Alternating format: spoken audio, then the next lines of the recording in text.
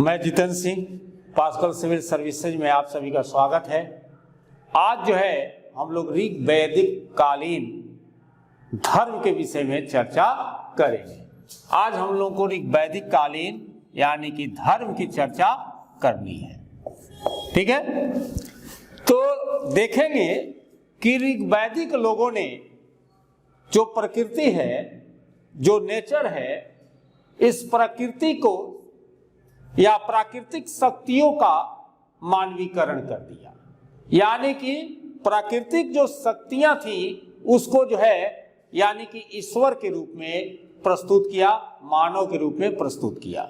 और इस समय बहुदेववाद का प्रचलन था, यानी कि एक से अधिक देवता हुआ करते थे। ऋग्वैदिक आर्य की देवमंडली जो थी, ऋग्वैदिक काल में जो देवताओं की जो मंडली थी उसको हम लोग तीन पार्ट में बांटकर देख सकते हैं।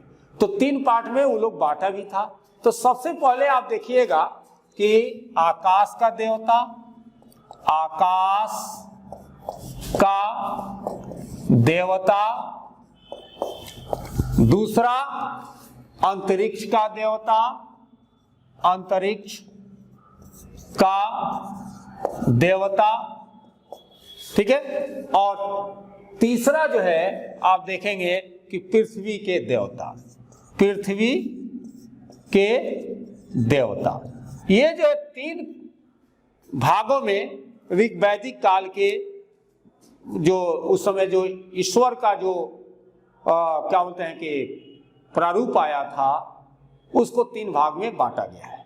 तो आकाश के देवता में कौन कौन थे, जैसे कि आप देखिएगा कि सूर्य, ये आकाश के देवता में आए थे। व्यास आकाश के देवता में थे। मित्र आकाश के देवता में थे।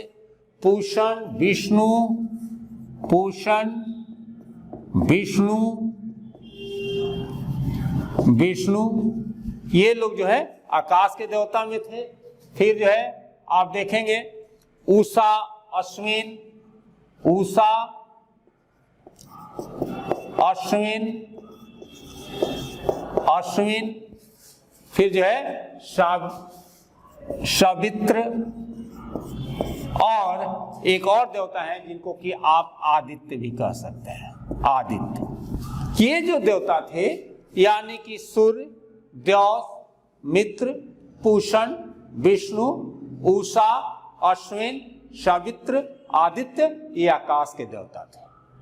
अब अंतरिक्ष के देवता में देखिएगा कि अंतरिक्ष के जो देवता थे इसमें आते थे इंद्र, इंद्र, मरुत, मरुत, रुद्र, रुद्र, वायु, वायु, पर्जन्य, पर्जन्य,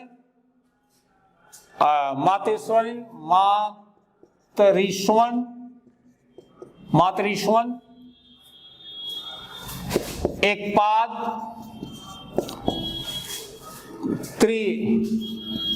त्रिताप्य, और आप जो है आते थे। ये जो है यानी कि आप देखेंगे कि ये जो है अंतरिक्ष के देवता थे।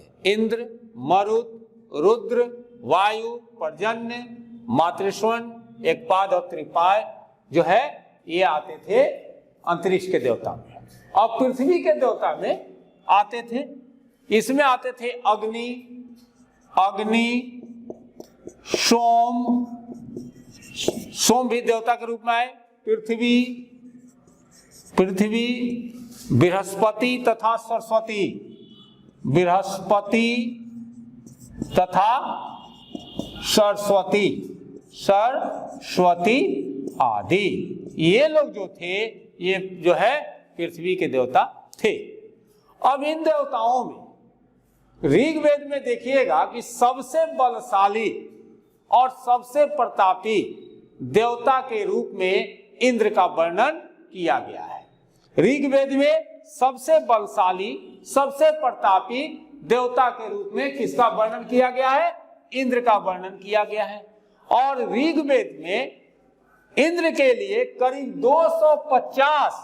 250 जो है इसके सूक्तों में इसकी चर्चा की गई है। इन्हें यानी कि इंद्र को आर्यों का युद्ध नेता का मतलब है कि पुरंदर किला नाशक भी कहा गया है। इन्हें वर्षा का भी देवता माना जाता था। ऋग्वेद का पहला जो है सबसे प्रतापी बलवान जो देवता थे वो इंद्र थे। उन ऋग्वेद में 250 सूक्तों में इनका वर्णन है। इन्हें किला नाशक, पुरंदर, वर्षा का देवता भी कहा गया है। और ऋग्वेद में दूसरा जो महत्वपूर्ण देवता थे वो थे अग्नि, जिनका काम था मनुष्य और देवताओं के बीच मध्यस्थ की भूमिका निभाना। अग्नि के द्वारा ही देवताओं को आहुतियां दी जाती थी। ऋग्वेद में करीब 200 सूक्तों में अग्नि का जिक्र है। तो पहला देवता इंद्र हो गए, जिनका जो है ऋग्वेद में 250 बार इनका वर्णन किया गया है।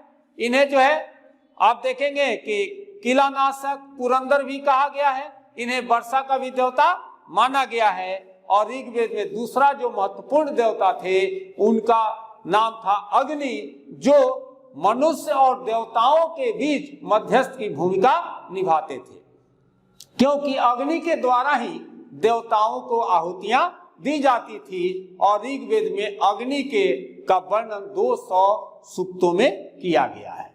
तीसरा स्थान वरुण का माना था, यानी तीसरा स्थान वरुण का था, जिसे समुद्र का देवता, विश्व के नियामक और शासक, सत्य का प्रतीक, ऋतु परिवर्तन एवं दिन रात का कर्ता धर्ता, आकाश, पृथ्वी एवं सूर्य के निर्माता के रूप में जाना जाता था। तीसरा स्थान जो था वरुण का था। वरुण को समुद्र का देवता, विश्व के नियामक, शासक, सत्य का प्रतीक, ऋतु परिवर्तन एवं दिन रात का कर्ता धर्ता, आकाश, पृथ्वी एवं सूर्य का निर्माता के रूप में वरुण को जाना जाता था। और देखिएगा कि ईरान में अहुर मजदा तथा यूनान में ओरनोज नाम से जाना जाता है। एक और देखिएगा कि देव यानी आकाश को ऋग्वैदिक कालीन देवों में सबसे प्राचीन माना जाता है। आकाश को सर्वश्रेष्ठ देवता के रूप में, सोम को वनस्पति के देवता के रूप में, उषा को प्रगति एवं उत्थान के देवता के रूप में, अश्वनी को विपत्तियों को हरने वाला देवता के रूप में, पूषण को पशुओं के देवता के रूप में, विष्णु को विश्व के संरक्षक और पालनकर्ता के रूप में तथा मरुत को आंधी तूफान के देवता के रूप में माना गया है। ये भी ध्यान रखिएगा कि आकाश को सर्वश्रेष्ठ देवता के रूप, सोम को वनस्पति के देवता के रूप में, उषा को प्रगति एवं उत्थान के देवता के रूप में, अश्विन को विपत्तियों को हरने वाला देवता के रूप में, कुशन को पशुओं के देवता के रूप में, विष्णु को विश्व के संरक्षक और पालनकर्ता के रूप में तथा मरुत से आंधी तूफान के देवता के रूप में माना गया है। और ऋग्वेद में उषा, अदिति, सूर्या जैसी देवियों का भी उल्लेख है। ऋग्वेद में उषा, अदिति जैसे देवियों का भी उल्लेख है। इस समय यानी कि ऋग्वैदिक कालखंड में देवों की पूजा की प्रधान विधि थी। वह कौन सी विधि थी? तो स्तुति पाठ करना एवं यज्ञ से बलि चढ़ाना। ऋग्वैदिक काल में जो पूजा की जो विधि थी, जो प्रचलित विधि थी, वह था स्तुति पाठ करना एवं यज्ञ से बलि चढ़ाना। अब देखिए कि बलि का मतलब ये नहीं है कि बलि देना। बलि का मतलब होता है यज्ञाहुति में, यानी कि यज्ञ की जो आहूत किया जाता था उसमें जौ और शाक का प्रयोग किया जाता था। जौ और शाक का प्रयोग किया जाता था। ऋग्वेद में बहुदेववाद, एकात्मवाद एवं एकेश्वरवाद का उल्लेख मिलता है। लेकिन आपको पता होना चाहिए कि ऋग्वैदिक काल में यानी कि इस समय मंदिर या मूर्ति पूजा का कोई प्रमाण नहीं मिलता है। ऋग्वैदिक कार्य जो है पुनर्जन्म को मानते थे, यानी कि इस काल के लोग पुनर्जन्म को मानते थे। इस काल में देवता इस काल में देव पूजा के साथ साथ पितृ पूजा का भी उल्लेख मिलता है। यानी कि पूर्व जन्म की अवधारणा थी ऋग्वैदिक काल में, और देव पूजा के साथ साथ पितृ पूजा का भी उल्लेख मिलता है। ऋग्वेद में कहीं भी यज्ञ कार्य संपन्न करने के लिए मनुष्य या किसी भी प्रकार की बलि का जिक्र नहीं है। ऋग्वेद के नासदीय सूक्त में निर्गुण ब्रह्म का जो है वर्णन प्राप्त होता है। और ऋग्वेद में अस्थाई बस्ती, लिखने पढ़ने की कला एवं स्थापत्य के बारे में कोई स्पष्ट जानकारी नहीं है। यानी कि ऋग्वेद काल का आप देवता का देखें, यानी कि इस काल के लोग पुनर्जन्म में विश्वास करते थे और देवता के साथ साथ पितृ पूजा भी करते थे। इस काल में यज्ञ जो होता था जौ और साग से होता था। इस काल के नासदीय सूक्त यानी कि ऋग्वेद के नासदीय सूक्त में निर्गुण ब्रह्मा का भी वर्णन है। और ऋग्वेद में अस्थाई बस्ती, लिखने पढ़ने की कला एवं स्थापत्य के बारे में कोई भी स्पष्ट जानकारी नहीं है। अब जो है आज ऋग्वैदिक काल से जितना भी लगभग टॉपिक था उस टॉपिक को हम लोग वीडियो के माध्यम से आपके सामने प्रस्तुत कर दिए। अब अगला टॉपिक जो है होगा उत्तर वैदिक काल।